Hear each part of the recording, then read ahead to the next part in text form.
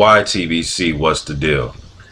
Now, another mythical matchup here. I forgot who asked me about this. Shouts out to you, man. Whoever asked me about this, forgot your name, but I remember the comment. I forgot who it was. But Prime Sonny Liston versus Prime Joe Louis. What are my thoughts about that? Well,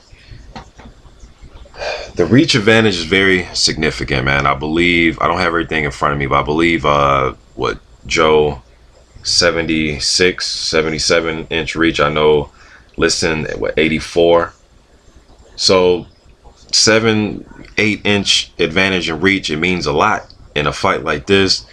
I know they're around the same height, 6'1", 6'2". I believe Sonny is probably 15 to 20 pounds naturally bigger. It's funny because Sonny Liston, from what I've read before, he emulated a lot of what Joe Louis did. Very similar, but not exact. Wasn't exactly the same. Obviously, there's only one Joe Louis. But he did some similar things. And it's funny because for both of these guys, I've seen footage of these dudes skip rope. Very light and nimble on their feet, but they fought very flat-footed. Joe Louis was very flat-footed, in my opinion. It just would have been funny seeing who would elect to go on their back foot in this fight.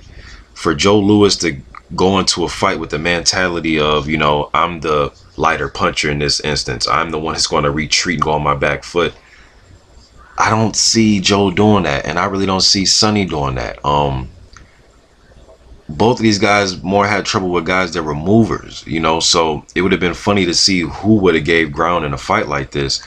I think if this was a schedule for a 15-rounder, I believe the first few rounds, I think Sonny Liston would control the action with his jab, and both these guys had really good jabs.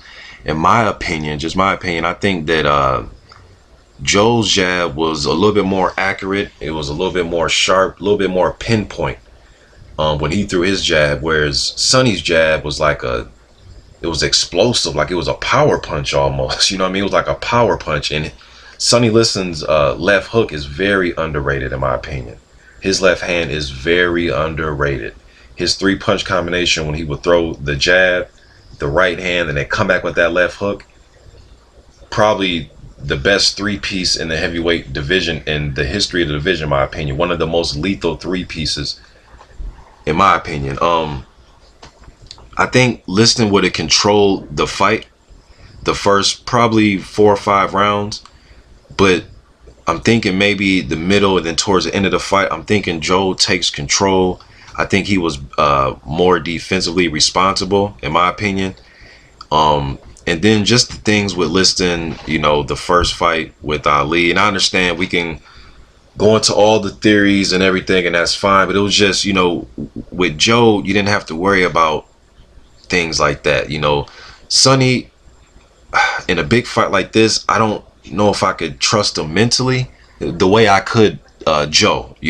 I'm not saying he was mentally weak. I'm not saying that. I'm just saying when you put 2 elite guys like this, you got to start breaking things down. And I'm just trying to nitpick here, and I'm nitpicking with Sonny, but I just would put my money on Joe, man. I think his style will prevail.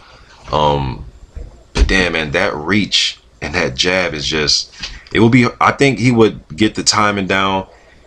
Joe was a smooth operator in there, man, and he would do little subtle things with his head movement and with his shoulders.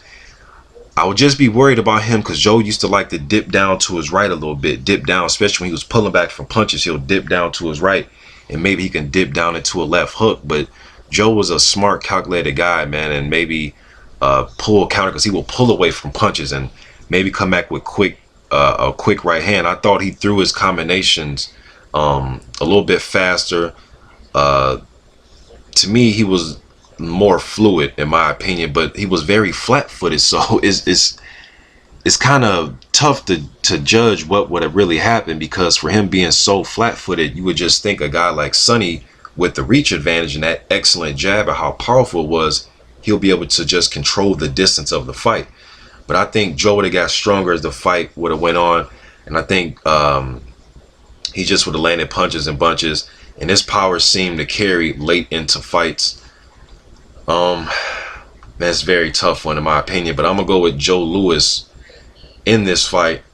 I think he would have found a way to win this fight. I think as the fight would have wore on, I think Joe would have been the guy that would have been more in shape. I think him being 20 pounds the lighter guy, I think he would have had the advantage as far as lateral movement. I think his stamina would have prevailed, and it would have been a battle of attrition in this fight. It just would have been, it would have been a treat to see who would have gave ground and who would have elected to go on their back foot, because both guys have really good jabs. And to me, it just would have been, you know, who would have been able to establish their jab. But it's funny, man, because Joe would have been in there with like damn near a carbon copy of himself, just 20 pounds heavier and a 7-8 inch reach. But Joe was a smart fighter, so I would have went with Joe Louis in this fight. I think he would have just found a way to win. But I think Sonny would have made it tough for the first 5-6 rounds. But I think Joe would have pulled it out and would have got the better of the action in the last 8-9 rounds of the fight if it was a 15 rounder. But I would go with Joe Louis to win this fight, unanimous decision. But it would have been a tough fight. YTBC, I'm out.